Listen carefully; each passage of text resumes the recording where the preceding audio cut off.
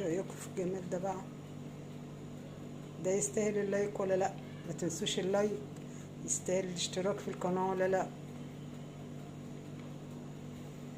يستاهل تعليق جميل ولا لا؟ منتظرة منكم طبعا ايه رأيكم في التعليقات، وقولوا لي ايه رأيكم في التعليقات واللايك. ما تنسوش تشتركوا في القناة، شجعوا القناة.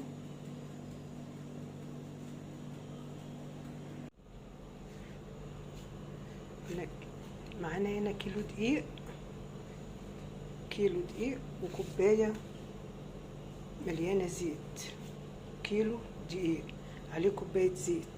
حطيت على الدقيق معلقة محلب، وحطيت، هو كيلو دقيق بياخد كوباية سكر وكوباية زيت. معايا هنا طبعا انا جبت الزيت حطيته على الدقيق وبسيت الدقيق بالزيت.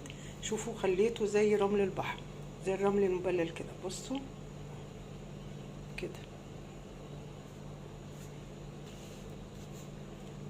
عندي هنا بقى بمعلقه خميره بتاعي كده على الدقيق اللي هو عليه الزيت، بحالها مليانه ميه، وهاخد منها على قد ما هعوز هاخد منها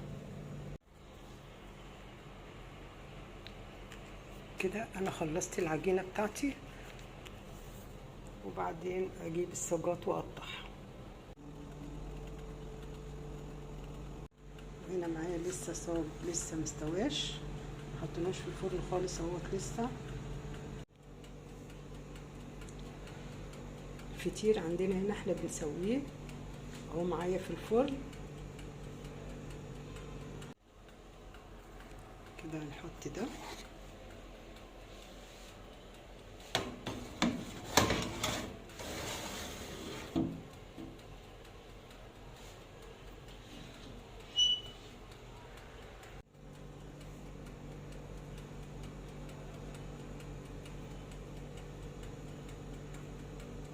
لما يطلع اللي معانا في الفرن هوريه لكم. طبعا طول ما انا طبعا واقفه بألف الصاج، بجيب اللي جوه الف اللي جوه بكده.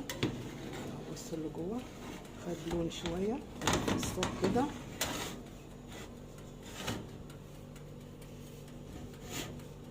علشان خاطر يبقى كله واخد لون واحد.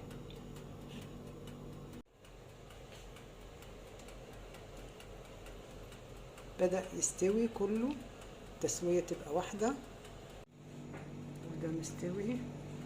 طبعا احنا عملنا الفطير، عجناه.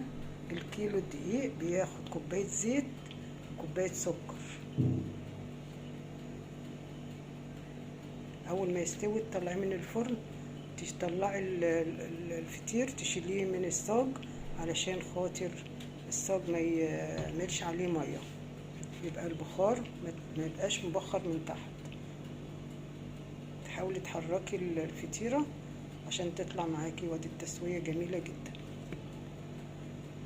كوبايه زيت وكوبايه سكر، خد كوبايتين 2 ميه كيلو الدقيق، بس حسب طبعا نوع الدقيق.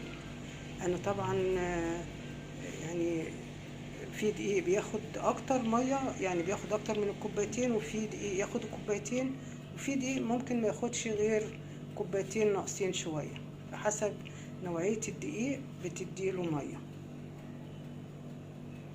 معلقه خميره طبعا.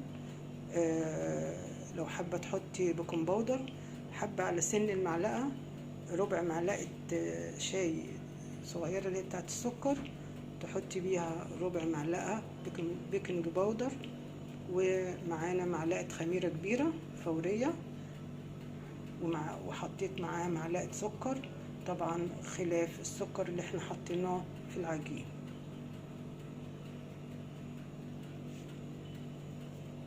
طبعا انتوا شايفين طريقه جميله جدا، والفطيره طالعه تحفه.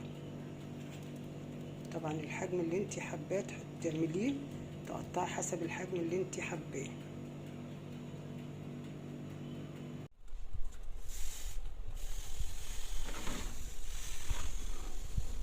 بصوا الجمال، بصوا جمال التسوية تحفة.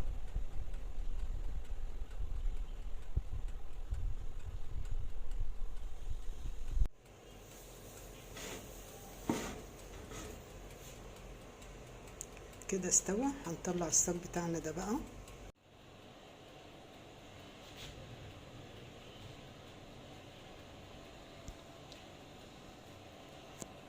ايه رأيكم في الفطير الجميل بقى ده بتاعنا؟ يا رب تكون وصفاتي بتعجبكم، ولو عجبتكم وصفاتي وفيديوهاتي تعملوا لي لايك واشتراك في القناة، تفعلوا الجرس عشان يوصلكم كل جديد. وانا بشكركم جدا لحسن متابعتكم، وتعملوا تاكلوا بألف صحة وعافية.